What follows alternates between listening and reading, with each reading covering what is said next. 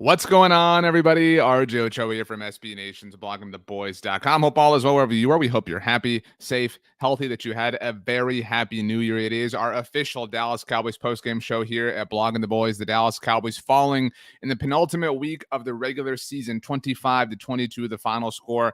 It was the Arizona Cardinals show up to AT&T Stadium for the second year in a row and walk away with an important victory for their season. Hand the Cowboys a demoralizing loss. My dog is in the office with me, so you might hear him on his chew toy, and that's kind of what today was like for the Cowboys. It was like listening to my dog with his chew toy. It was very frustrating. It was very, very frustrating. This was an opportunity for the Dallas Cowboys. This is a Cowboys team that went undefeated in the month of December. We all sang their songs. We all bought the division championship stuff. We all said they went undefeated in the month of December. This year's different. This team's different. Look at all the turnovers they have. Look at the offense. It's back, on and on and on. And a lot of those things were fair to say. A lot of those things were substantiated. You know, nobody's wrong or silly for saying those things. But this was an opportunity. The Arizona Cardinals are a playoff team. Entering this game, they had already clinched a playoff berth. The Arizona Cardinals, prior to this particular day, had lost 3 games in a row to the Los Angeles Rams, who are a bit of a fraudulent team in their own regard, just like the Cardinals are. I maintain that the Cardinals are frauds. We'll get into that, obviously.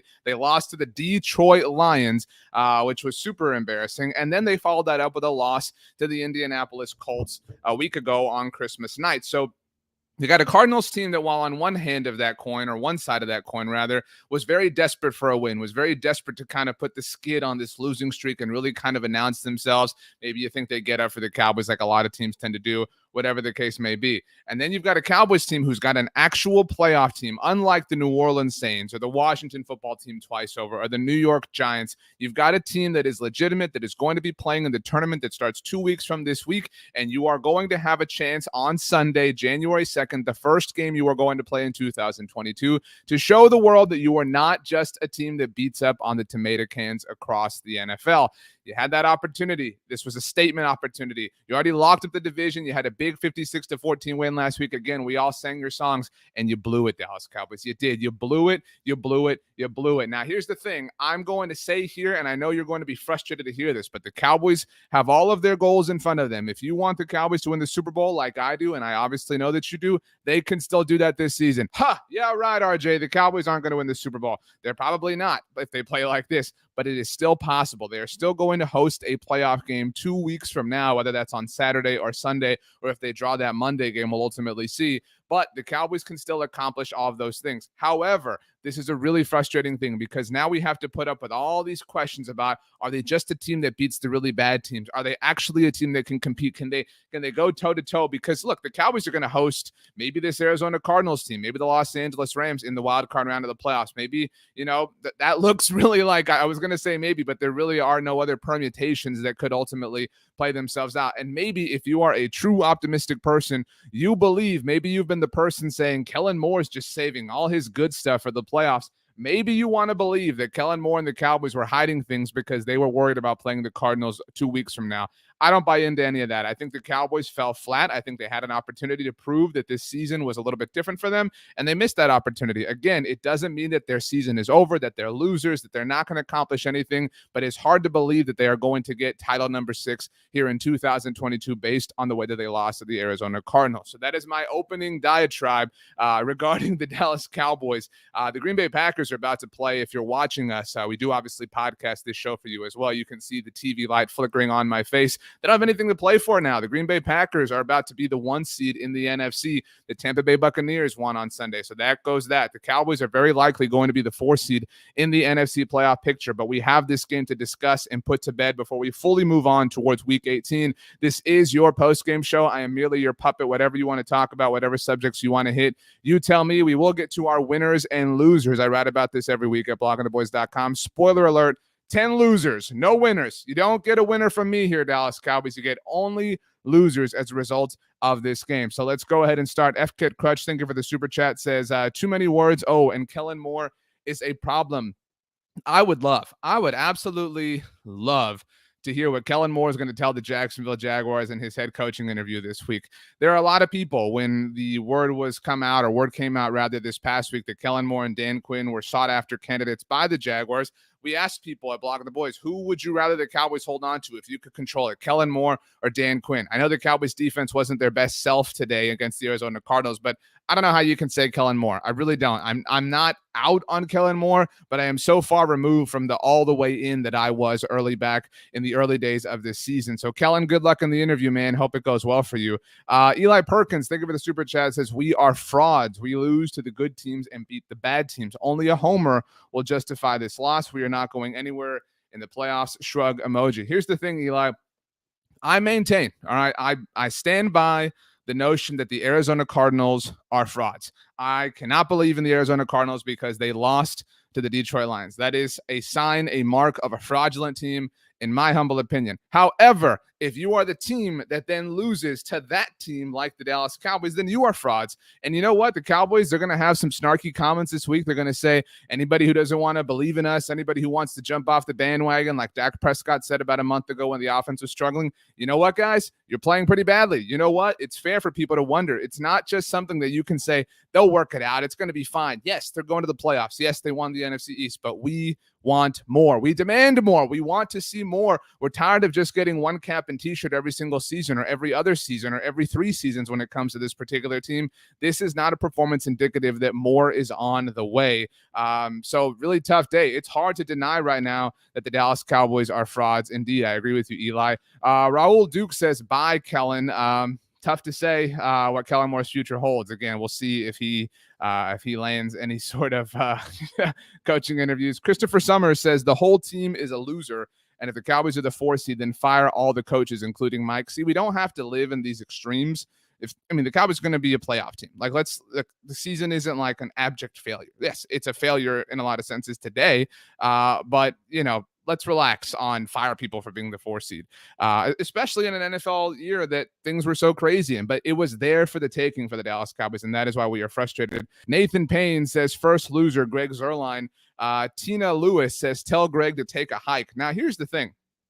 I am not going to sit here and tell you that Greg Zuerlein is awesome. All right, I'm not going to do that whatsoever.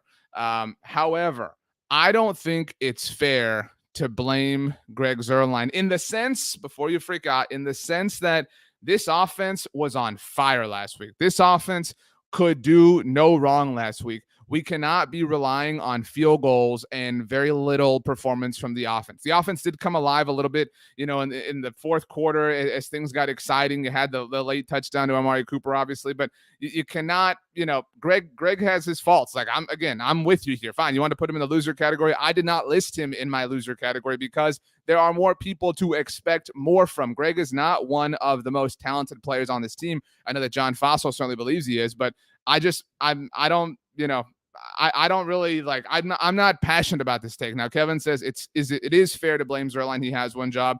Totally agree. And his miss is in a controlled environment. This is AT&T Stadium. Roof is closed. You have no reason to be missing this field goal. And I get that it's easy to play hindsight and say they lost by 3. If Greg Zuerlein had made that field goal, they obviously, go on to tie the game, go on to overtime. But they did not lose this game because of Greg Zuerlein. That's my point. There are bigger issues than Greg Zuerlein. That is my overall point. But if you want to put Greg Zuerlein on the list, by all means, you know what? Fine. When I write it, I'll put Greg Zuerlein on the list. You went ahead and convinced me. So, this is, let's see here. Ezekiel Elliott at the podium says, we never really got in a rhythm.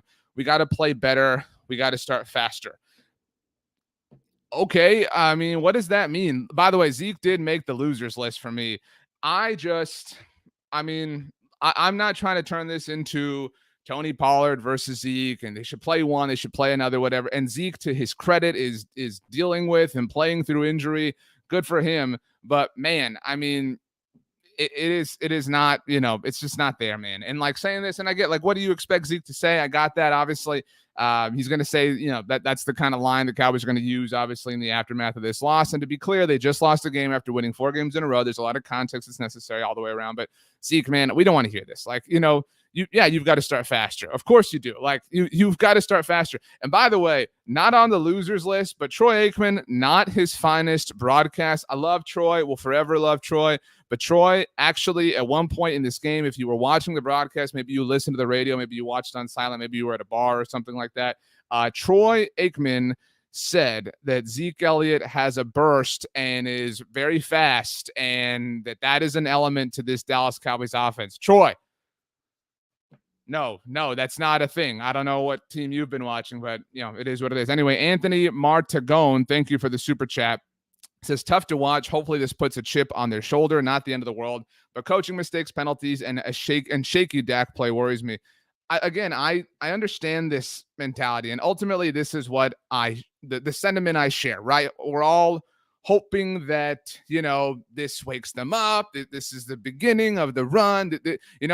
We all want this to be the moment on the DVD of the team that wins the Super Bowl where they say that's when we kicked it into gear. That's what we want, right? Every time we want to believe that that's the beginning. That's when they're snapping themselves out of this funk.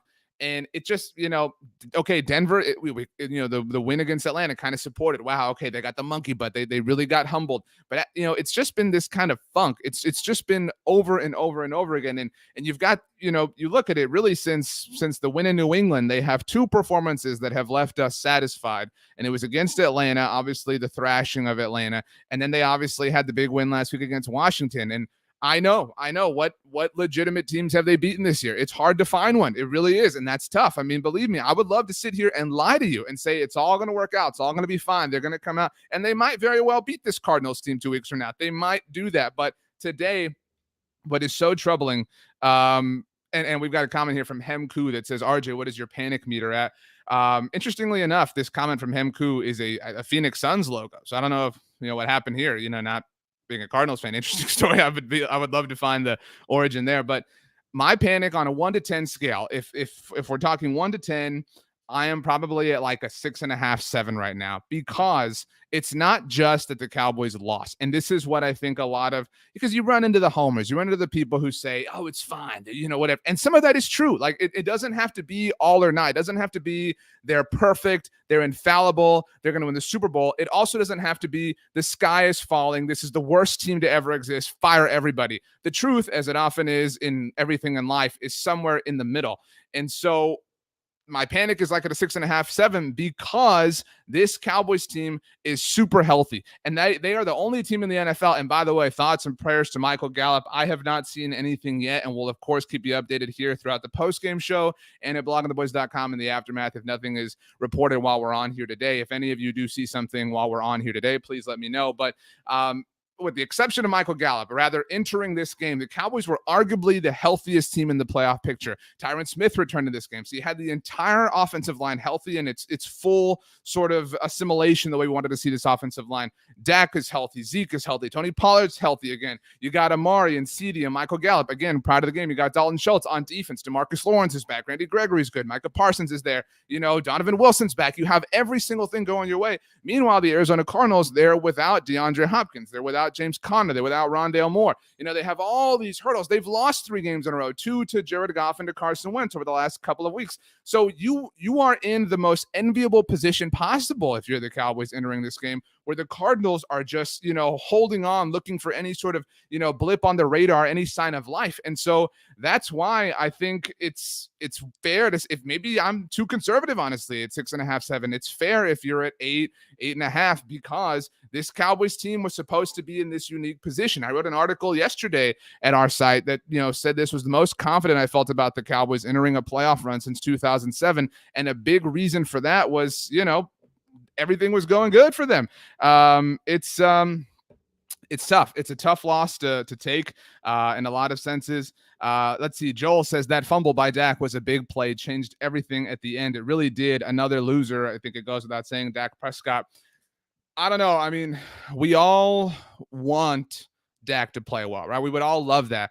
And Dak has not played well. Dak obviously played extremely well last week. NFC Offensive Player of the Week and whatnot. This was like, man, I mean, it was awkward. It was, you know what I mean? Like it was awkward. It was, my wife and I actually just rewatched all of the Harry Potter movies recently and watched the reunion. Not a free ad or anything, but, and what it reminded me of, if you've seen Harry Potter, it reminded me of Harry at the Yule Ball when he's like just learned to dance. Like that's what this game was for the Cowboys. It was like a teenager at their first dance, like super awkward, not knowing what to do, not knowing how to move. And that's how it has gone for them.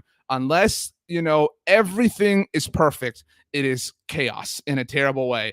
And you can't rely on that. And I understand if you want to sit here and say this team is one and done in the playoffs, it's hard to argue against that. It really is right now. And before, it looked like if they were going to be the 2 seed, that maybe, if they drew the Eagles or the Niners, or depending what had happened, if the Vikings had squeaked in or if the Falcons or whatever, again, lots of combinations, the Saints, but looks like that spot's going to belong to Philadelphia.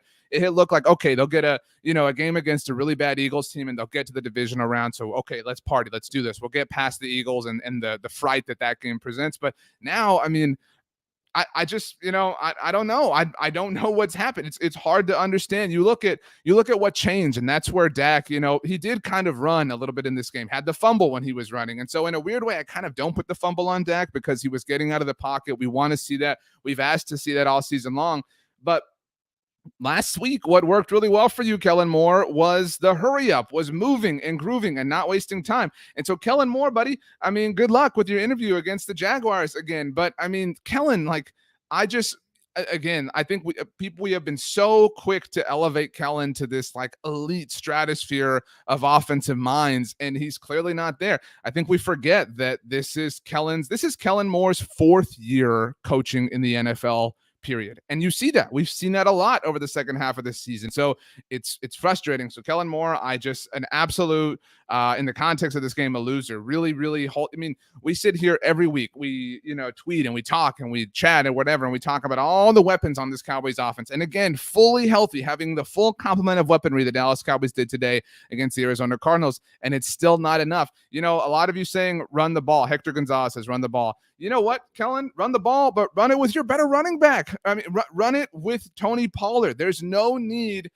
again, to force the Zeke issue. And you're actually being unfair to Zeke in that moment. You're putting out a lesser capable player, and the product is lesser, so the results are lesser, and it's not going to work that way. It just cannot work that way. Let's see. Beat you up. Thank you for the super chat. Says Romo with a lot of O's and a couple of M's. I don't know what the point of this is. I say that seriously. Romo was in Cincinnati today. Great game for Tony Romo. But that's about it. Nick says Kellen Moore will be a good coach for a college team. Tanner says several good teams struggled in the NFL today, but Dallas is the one that couldn't pull it out today. It's true. It's true. And you could certainly point to this season. By the way, oh man, we've got an update here. So let's see here. Let's get this off the screen. We do have to take a break because we have an update to get to. Let's type this up here. 1 second. Trying to do this on the fly. Michael Gallup is officially done for the season. Has a torn ACL. Jerry Jones saying right now, Michael Gallup done for the season. Just, man, that sucks. That sucks a lot for the Cowboys. It sucks, first and foremost, it sucks for Michael Gallup. I mean, Michael's had a really a tough season, obviously, after the first game of the year, missed all that time, finally came back and had an opportunity to kind of, finally find his form. Again, a very, very unique season for Michael Gallup. And man, tears his ACL in the penultimate week of the regular season. And in case anybody has forgotten, he is in a contract year. Michael Gallup's set to be a free agent in the offseason. And so you look at Chris Godwin's also supposed to be a free agent in the offseason. Obviously, the Tampa Bay Buccaneers, and they've got their own issues going on today. The Bucs do. But, to get hurt now, there's never a good time to tear your ACL. But to get hurt now and, you don't know what Michael Gallup's contract, options are going to look like. You don't know if anybody's going to want to pay him with all the recovery time he's going to have it. So that's why this really sucks for Michael Gallup, who's just been one of the best guys. We had him, on the Blogging the Boys YouTube channel, Blogging the Boys podcast back when the season first started. Just a great guy, always been a great Cowboy, productive player, star player. This just sucks a lot. It's very possible that Michael Gallup has played his last game as a Dallas Cowboy. And so, man, that's such a bummer. and you look at it, from a football perspective, and it's tough. It's tough to shift from Michael Gallup and what impacts him in his life, and to say, well, okay, the Cowboys got to move on without him. I mean, that's the cold nature of this game and of this business. But the Cowboys, obviously, outside of Michael Gallup, have Cedric Wilson, who came alive in the second half, have Malik Turner, and I love those guys, and I know you love those guys, but neither one of them are Michael Gallup. I think we still kind of underrate Michael Gallup, and so this is let's see here. Now there is a different word. So hold up here. Jerry Jones did say this, so that's where all of the notes are coming from. But the team's fear, to be very clear, the team's fear is that he has suffered a torn ACL. And the team's official verbiage that they're using, for what it's worth, is a left knee sprain of a serious nature. But Jerry Jones did say that Michael Gallup is done. You know how Jerry can be. So either way, just a huge bummer when it comes to Michael Gallup. As best as we can, we'll move on. Thank you, little buddy 81, for the super chat. Says average coaching, average quarterback equals average team. Always root for him, but a firm believer this team will never win a Super Bowl with Dak. Never seems to let his wide receivers make plays and stretch the field. Is it the offensive coordinator or quarterback? Here's the thing, too. I mean, we do this, right? Like, people do this. I don't do this, but we do this where now it's, Dak sucks. Dak is trash. I've always said they're never going to win a Super Bowl with him. Dak Prescott has played elite football before, which is why this is so frustrating. So we don't have to come to this extreme. We don't have to come to this point where now we're saying things like this. Dak Prescott has not been playing well for a while. That is one true thing. This is, again, a case where multiple things could be true. So Dak Prescott has not been playing very, well at all as of late, with the exception of the Washington game. Dak Prescott has played at an elite level before and for a long time. And Dak Prescott was deserving of his contract. All of these things can be true. And the fact that Dak obviously has played so well in the past is what makes this slump so frustrating. I know that's a really annoying word, but that is kind of the common word. And I mean, it's hard. It's hard to explain. It really is. It's difficult. Jesse says Dak is here for 3 more years. Might as well at least wait 2 years to make that pick. I don't know if there are people in the comment section talking about drafting another quarterback. If so, that would be ridiculous. But it is what it is. We don't have to do this. Sorry, where's the comment here? Valentino says the Rams moved on from Goff after paying him. We should do the same while we have the good pieces we have now. People, I love you all. Thank you so much for giving us your time. Please don't do this. Please don't get to this point in your pissed offness. Okay, please do not get to this point where you're saying things like this. It's been a frustrating, 2 months for the Cowboys from an offensive perspective for the most part. Again, last week was awesome. We had a lot of fun at the Washington football team's expense. Do not say this. Please don't be that person. Please do not say this. Dak Prescott is awesome, but has not been good as of late. So both of those things can be true. Let's see here. Damon says, totally. Thank you for bleeping that out. Disgusted with Dallas's play tonight. I've already prepped myself for another first-round loss this year. Mark my words. I also don't understand this. Like, why do you I am professing that the Dallas Cowboys will lose. I mean, they don't look great right now. But I mean, so enjoy if you want to believe that they're done. I mean, enjoy the next 2 weeks then, I suppose, as a Cowboys fan. But it is what it is. Anyway, let's move on our losers list. Trayvon Diggs. I would love to throw Trayvon in some sort of winners list. By the way, Arizona, I'm seeing a tweet here. Arizona defensive coordinator Van Joseph said mixing coverages, moving safeties late toward the line of scrimmage to help underneath was a benefit. Yeah, we know that Kellen Moore has no idea how to handle that. But reason for Trayvon Diggs, he got, just straight up beat out by AJ Green in 2021. You're getting straight up beat out by AJ Green in 2021. You got to make the losers list. I'm sorry. That's just a principle thing for me.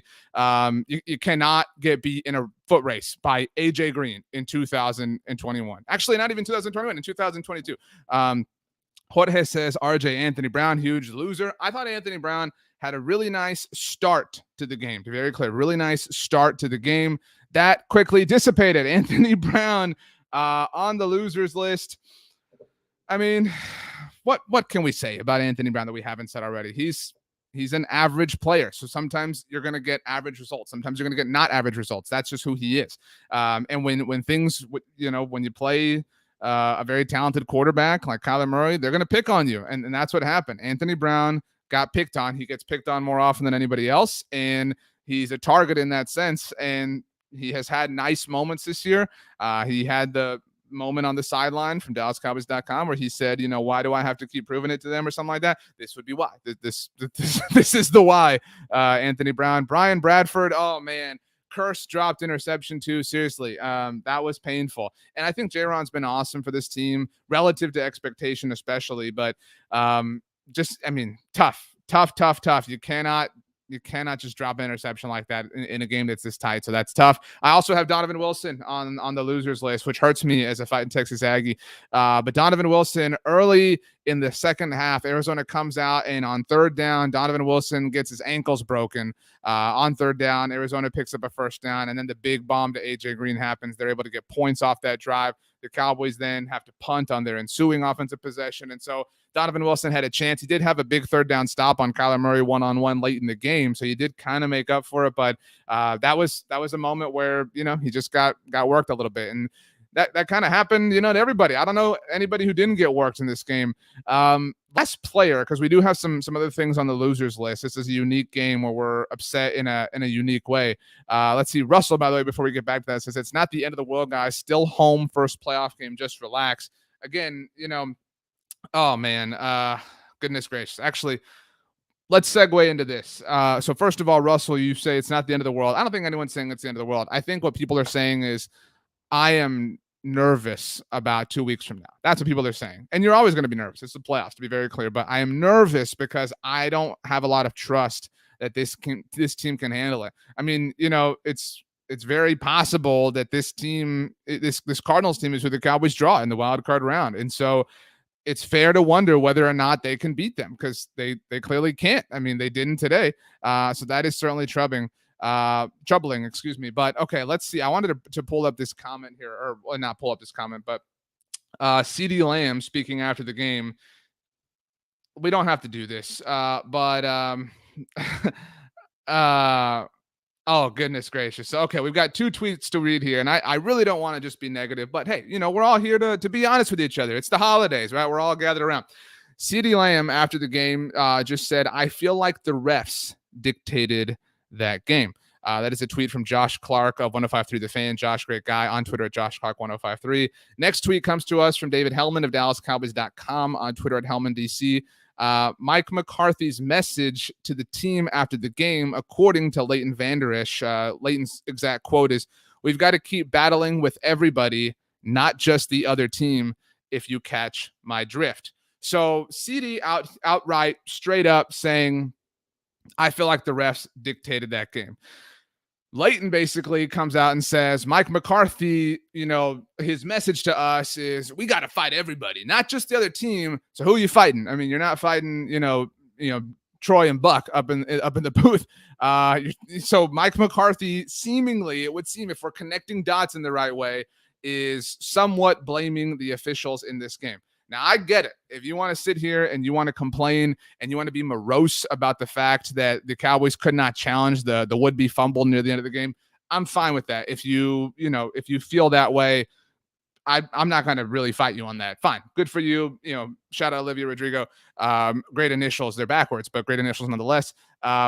But still, you cannot do this. You know what you look like if you're doing this, McCarthy and CeeDee? You look pretty lame. I mean, if I'm being honest with you. And I felt bad, if I'm being honest with all of you. I felt bad about only having losers on my list. 10 losers as the list. There are no winners here. Only honorable mention is to Michael Gallup, obviously. But I no longer feel badly about this, because that is a loser mentality to say, oh, we're fighting the refs. That is such a weak mentality. You got beat. Just admit it. I mean, be be humble enough to admit you had no problem, dancing around the fact that you whooped up on Washington last week. You had no problem with the calls then. I know that you have had some rough games this year. We've all seen some rough penalties. We've all been frustrated by it, certainly on Thanksgiving, things like that. But this is lame. This is a loser's mentality. And so I no longer feel badly for the Cowboys about giving them only losers after this particular game. So a loser is the narrative, because this game, the Cowboys, they told us all week long. They said, hey, this is our opportunity. We're here. We're ready to go. Just like they said after other losses this season. Oh, if you're jumping off the bandwagon, whatever, don't be this lame. Do not be this lame. Do not be the team that points your fingers. That's what we do. All right. We all have our jobs here, Cowboys. Your job is to go out onto the field and play the game, right? Like that's your job. Our job is to sit here as fans and say, the refs blew that. You don't get to do that because you're the team, you're the players, you're the people responsible for the loss. That is super lame for the Dallas Cowboys to come out here and blame the officials for losing a game that they had every reason to win. The officials didn't, the officials didn't cause you to have all of your team be fully healthy, and the Cardinals have a lot of players that they're dealing with. No, I mean, look, and Cameron on our comment section says the officiating was horrible again. Fine, it was horrible, but you know who deals with horrible officiating? Everybody. Miss me with this. The Cowboys have more calls against them than anybody else in the NFL. No, that's not true. That's a lie that you tell yourself, the Cowboys, to make yourself feel better about getting beat in your house by a playoff team that had just lost to the Lions and to the Colts. So that is lame. Eric on Facebook says, at the end of the day, if you blame the refs, you shouldn't ever be in that position to where no matter the call, it doesn't change the score. If you felt that way early in the game, put up points, blow them out. You have the talent. Sure, totally agree. Eric, you're a winner on this episode. Did the officials, was it the officials who poked the ball free out of Dak's hands when he was running, or was it Isaiah Simmons? Who was that? Was it the officials who ran past Trayvon Diggs like untouched early in the game, or was that AJ Green? Was it the officials running up and down the field late in the game on the defense, or was that Kyler Murray? Was it the officials, or was it the Cardinals? Because it was the Cardinals, and so you coming out and pointing these fingers is a super lame move. I said I was at a 6.5, 7 on the panic scale. I have been upgraded. I'm at a 7.5, 8. That is worth 1 panic point. So it is what it is. I mean, I know a lot of people are, and look, see, I'm Leroy, this comment on Facebook, dude, Aaron Rodgers and Tom Brady don't get horrible calls against them. Stop it. This narrative, like, I understand that as Cowboys fans, we want to feel like we are the targets of things. And I understand that Aaron Rodgers has largely made our lives as Cowboys fans miserable. But this idea, again, that like Aaron Rodgers they never call that. They never call it against somebody. They do. They call these things like it. That there is not a Roger Goodell and other NFL officials are not sitting in offices, in New York City conspiring and, with a little voodoo doll and saying, how can we mess with the Cowboys this week? What penalty are we going to call to mess with them next? No, that isn't happening. It's the Cowboys lost. The Cowboys got beat. And at least since they won't, we should at least have the decency to admit that to ourselves, since they want to lie. People love to say, you got to take a long, hard look in the mirror. The Cowboys clearly have not been able to look in the mirror in the last 30 minutes since they lost to the Arizona Cardinals because they want to blame somebody else. They want to deflect. You can't deflect in a moment like this. You got beat. You got worked by the Arizona Cardinals. So at least admit it. That's the first step towards fixing this, is being honest, being open, and being accountable, as opposed to hiding behind this idea that the official stole one from you. The NFL just doesn't want you to be the 1 seed, Cowboys. They're out for you. Now, lame, super lame from McCarthy and CD. And CD, man, I don't have CD on the winners list. Where is CD Lamb? I mean, where is CD Lamb? I would love to see where CD Lamb has been as of late. I think, if we talk about which Cowboys have been most disappointing this season, and we do it relative to expectation, I think CeeDee Lamb might be number 1. There are Cowboys that have been disappointing. I'm not trying to say that he has been in a vacuum the most disappointing player. CD has had a lot of great moments this season. Obviously, the game winner New England comes to mind. However, we expected this to be the season. My watch is picking up my voice now. This is that's what everybody's terrified, right? When you get like one of these smart watches, that they're just going to listen. They're going to record me. Now, one of these conspiracy theorists that thinks the NFL's got it in for the Cowboys. But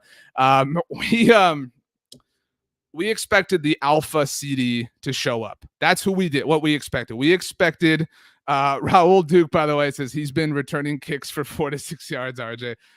Thank you very much.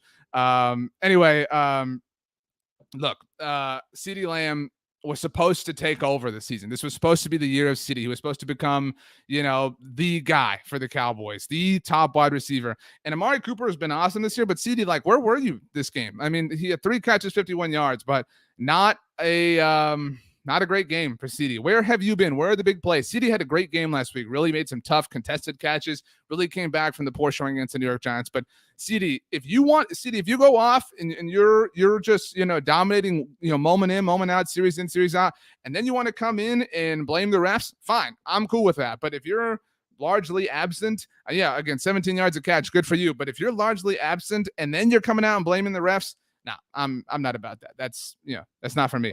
Let's see here. F Kit Crutch says, hot take, CeeDee Lamb doesn't deserve the number 88. Very hot take. Don't agree with this, although I would have loved to have seen him get the number that he wanted. I know there was some drama last year, but it is what it is. Anyway, okay, let's move on. We've got only losers here so far on our postgame show. Dak Prescott, Zeke Elliott, Trayvon Diggs, Anthony Brown, Donovan Wilson. We mentioned CeeDee Lamb. I'm going to put Amari Cooper there. Had the touchdown at the end. But, man, the reason I'm going to put Amari in this list, and, again, he did score late, and some of this was glossed up a little bit by that. But Amari was the one who came out last week and said, I want the ball, and didn't do it in this, demonstrative way or anything like that. But, Amari, I mean, if you want the ball, you want to be the guy, then we need to see some stuff. Amari Cooper, does anybody know, if you're here with us live, does anybody know he caught the touchdown? Amari Cooper had 3 catches and had the touchdown. Does anybody know? Don't cheat if you're with us live. How many receiving yards Amari Cooper had against the Arizona Cardinals? Now, receiving yards aren't the end-all, be-all. All right, I want to be very clear about that. We're not just trying to go off the yards here. But does anybody know, off the top of your head, if you're here with us in our live show? Obviously, a lot of people watch and listen to this later. But if you're here with us, do you have a guess how many receiving yards Amari Cooper had on Sunday, January 2nd, 2022, against the Arizona Cardinals? We got guesses here: 46, 21, 20, 15, 20. Amari Cooper, 3 catches. Did have the touchdown. 3 catches, 18 yards. 18 yards. You want to be the guy, Amari Cooper? Then we need to see the guy. All right. You want to be the guy. You want to say, I need my opportunities. I'm not getting them, whatever. Granted, you didn't, freak out or anything, whatever. And I don't have a problem with Amari saying this, by the way, but you want to be that guy. You want to say that thing. You want to be, because you've been the alpha. You've established yourself. Then be the alpha. 18 yards off 3 catches. Not enough. Not enough. CeeDee Lamb, again, who was super disappointing, averaged 17 yards a catch.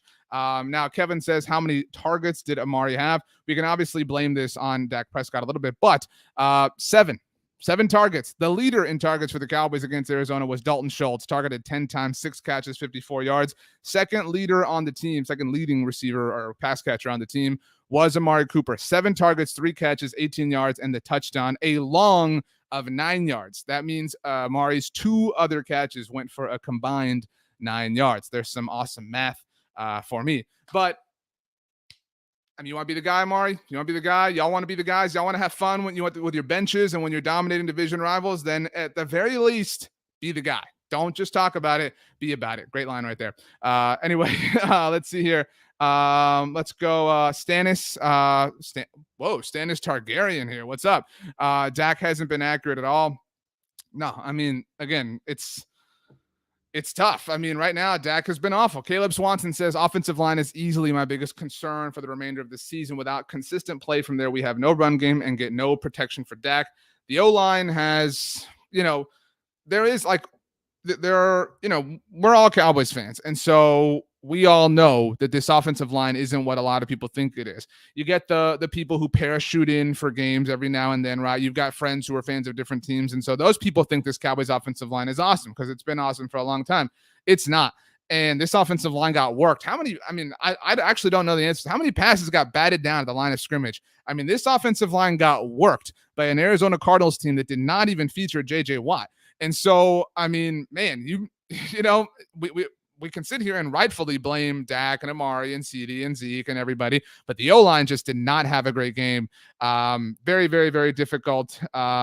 very difficult day to kind of take from the offensive line's perspective. Let's get back to winners and losers. We've got Amari making the losers list. We already talked about Kellen Moore, obviously. So next loser, this is my 10th one. Although I might have to change things based on how the Cowboys are whining and complaining about the refereeing. But let's see here. Dak Prescott, by the way, speaking after the game, was said, "I'm damn sure not discouraged. I know the team we have." See, I mean, Dak, respect. Like, we love you, dude. Like, we want to see you succeed more than anything. And respect. We're not saying, like, sit here and be sad, right? Like, we're not saying that at all. But you know the team you have. Okay, cool. Who is this team? Because since you put that red stripe on your helmets against the Denver Broncos, the team you have has not been very good on offense. And again, like, when you say stuff like this, you run into people who say, well, what's he supposed to say? What do you expect Dak to say? I don't expect Dak to go to the podium and say, we are awful. We are terrible. I don't even want to play the next couple of games because we're so bad. I want to go home and watch Netflix. Like, I'm not saying that I want Dak to say this, but we're not buying it anymore, and that's not to say we're out or Dak's not good or we don't love Dak, but we are not buying that, this is who you have. You are too far removed from the great offense that we saw sustain itself early on this season. And everywhere you look, before every game, this is the number one offense in the NFL from a yards perspective. Yeah, they were. And those averages have kept them alive and kept them able to say that and pound their chest with that statistic all season long. But that's not true. Like, they are not even one of the top, half, offenses in the NFL right now. Oh, Joel with a great comment. Why have you not mentioned the delay of game of all? That's a penalty not called. Let's just keep it real. Three most penalized team, third most penalized team. Call the refs out where they need to be called out.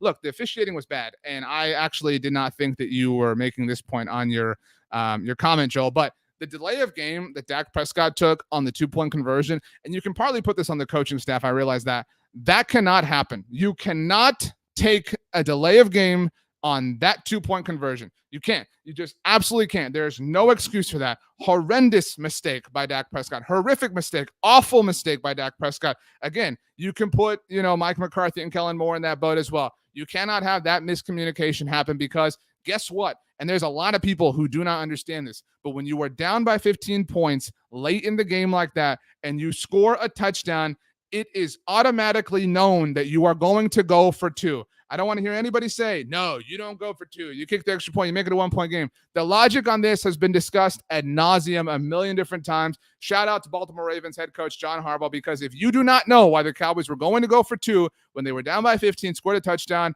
a few weeks ago, the Baltimore Ravens were in a very, very similar situation, and here's what John Harbaugh had to say. Please listen if you do not understand. It's pretty much a standard kind of really not a non-decision. You do it at that point in time because you're going to have to win a 2-point conversion.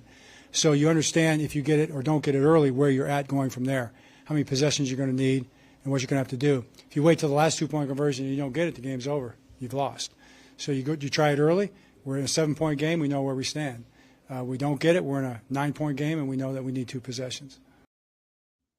Again, the Cowboys were correct in their decision to go for 2, but Dak Prescott's unbelievable delay of game made that not a reality. The Cowboys had to kick the extra point. So whatever, if you still don't understand that that's the proper decision, we're not going to spend too much time on that, but that cannot happen. You cannot take a delay of game in that moment, Dak Prescott. That can't happen. You got to call a timeout. You got to get out of there. You cannot take a delay of game. That is such an important moment. And I know he would go on to fumble later. I mean,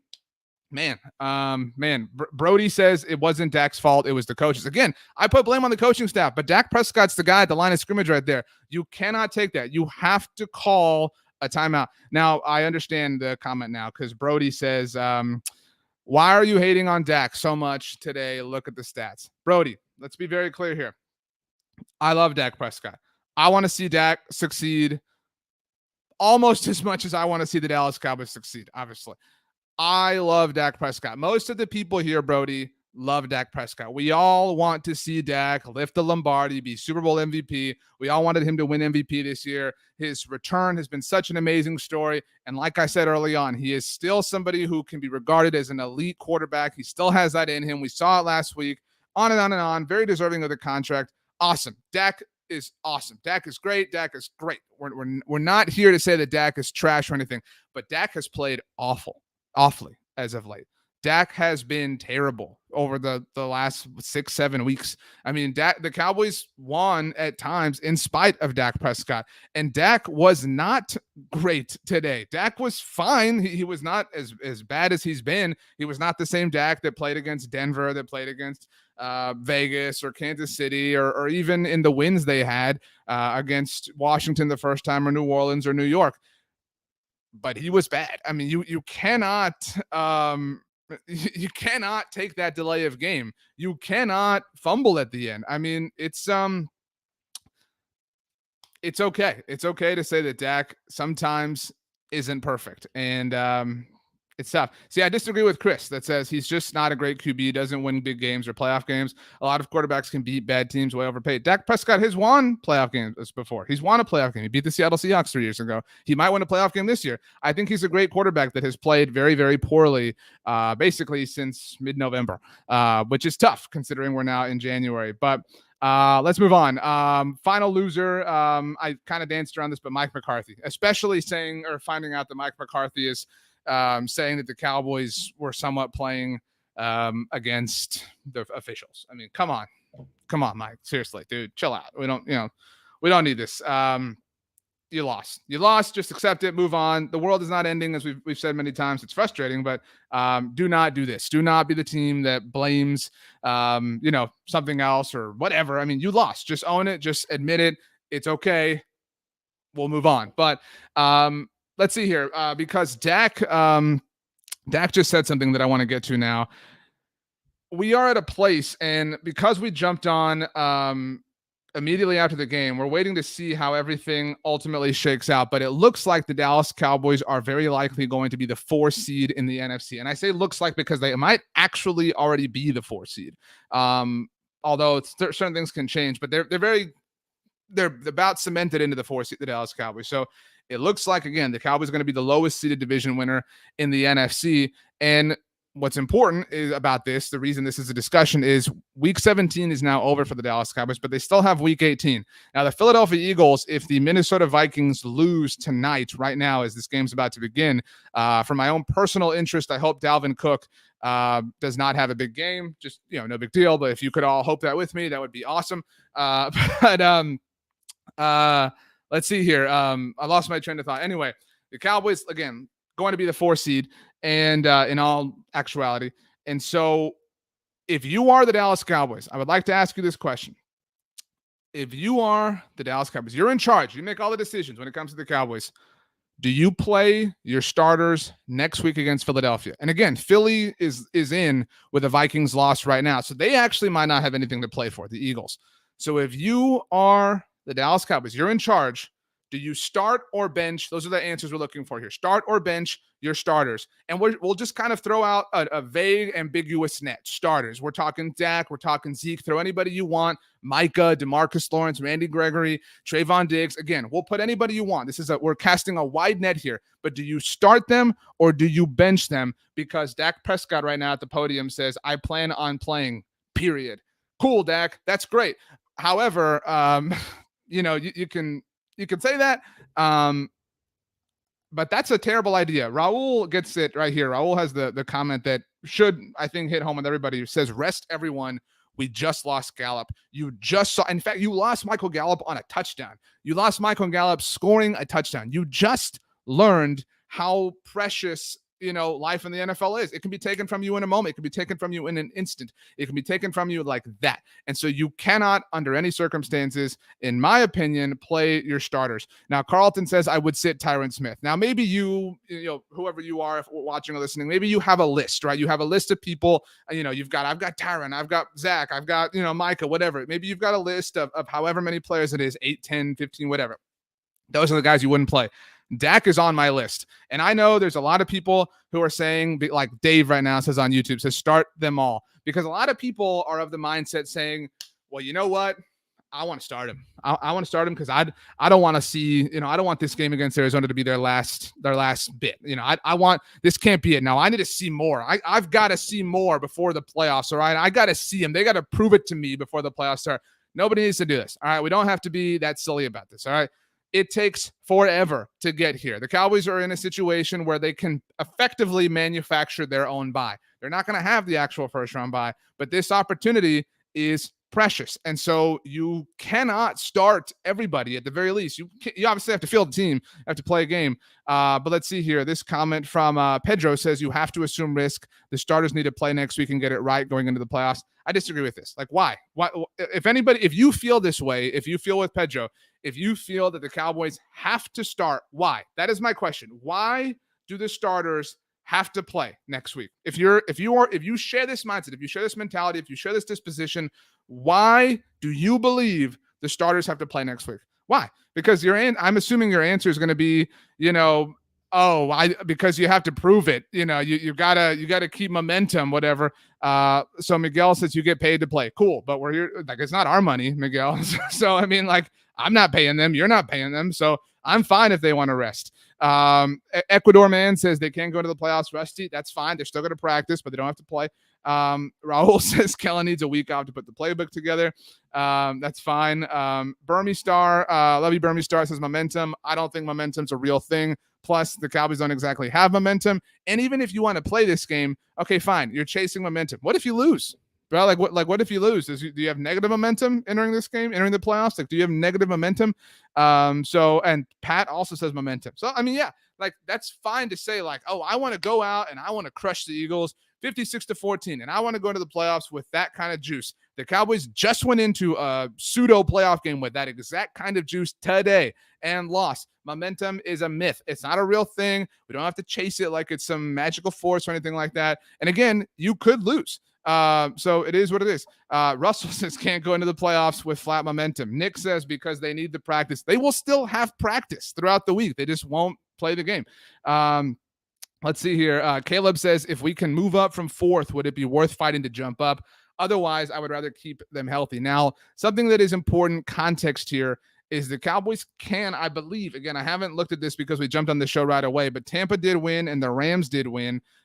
So they could theoretically jump up if both of those teams lose, which is unlikely. Tampa has the Panthers and the Rams have the 49ers. Granted, they did lose to them last time, but so you could. But if you look right now, like this moment, if you're with us live, every week 18 game in the NFL is scheduled for noon right now, noon Central. And the NFL tonight and tomorrow, probably later tonight, actually, or maybe tomorrow after Monday Night Football, though it's not like the Steelers or Browns are involved in the playoffs all too much.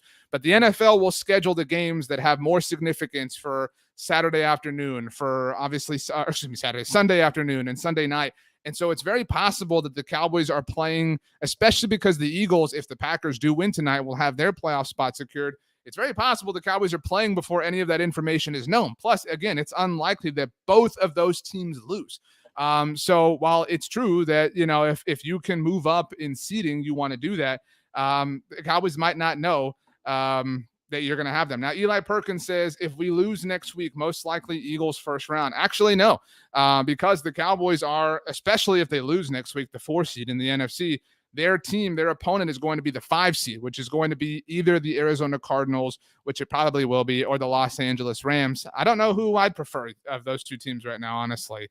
That's an interesting question as well. But so no, there's no way the Cowboys can play. I mean, there is a way theoretically, but it's very, very unlikely now that the Cowboys will play the Eagles in the first round. So that's part of what it is. Let's see here. Let's move on. Lots of you are super upset and super mad at this team in the comment section. I can't say I blame you. Let's see here. Let's see. Astro Joe says give Kellen Moore a bye week. Let Dak be the offensive coordinator for the week. I mean, look, I get it. I mean, we're all getting jokes off. We're all having fun about this, trying to console ourselves because the Cowboys lost and we're upset. I mean, I'm bothered. You're bothered. We're all mad, right? This was supposed to be different. This was supposed to, they were supposed to be better than this, whatever, etc. Blah blah blah. And the Cowboys injected a lot of doubt into the equation on Sunday night with their loss to the Arizona Cardinals, and so we'll see. Obviously, how things shake out, but as of now, it looks really likely that the Cowboys are going to be the 4 seed, and again, that it's probably going to be the loser of the NFC West that comes to town. So we'll see who that ultimately winds up being. good talk, I guess. I wish it was better. I wish the Cowboys had made us all happier, but one more week left in the regular season before things get a little bit more real. So let's try to have as best of a time as we can. This week will be frustrating again because there's not a lot that the Cowboys can achieve because they've already secured their playoff spot and whatnot. So it's going to be a stressful 2 weeks. Get ready for a bumpier ride than I think we all would have wanted. But hey, hopefully it's a lot of fun. We'll be here for the whole thing here on the Blog on the Boys YouTube channel. Please do subscribe if you haven't yet. Please do subscribe to the Blog on the Boys podcast network. We podcast this show. We have a show that comes out every single day for your enjoyment. Hopefully, if you can, please do subscribe. Leave a rating, write a review. Spotify, if you're a Spotify listener, now has ratings and reviews. So those things very much appreciated. My name is RJ Ochoa. You can follow me on Twitter or Instagram at RJ Ochoa. My DMs are open for all of you that had lots of thoughts, to put it nicely. If you want to shoot me an email, you can too. rj.ochoa@sbnation.com. The Dallas Cowboys lost on Sunday. We're pissed off. Hopefully it's going to be okay. But either way, whatever happens, I'm grateful that I get to jump on here after a Cowboys game and talk to you guys and try to make sense of it, try to get through it. This is the highlight of my week, and so I really appreciate all of you for being part of our Cowboys family here. Really hope, if we don't talk to you, whatever the case may be, really hope you and yours have a very happy new year. We hope 2022 is a year that is prosperous for you and hopefully prosperous for the Dallas Cowboys. So, that about does it for this one, but we'll be back. Don't worry. We've got at least 2 more of these to go. So thanks a lot, everybody, for joining us. We'll see you next time.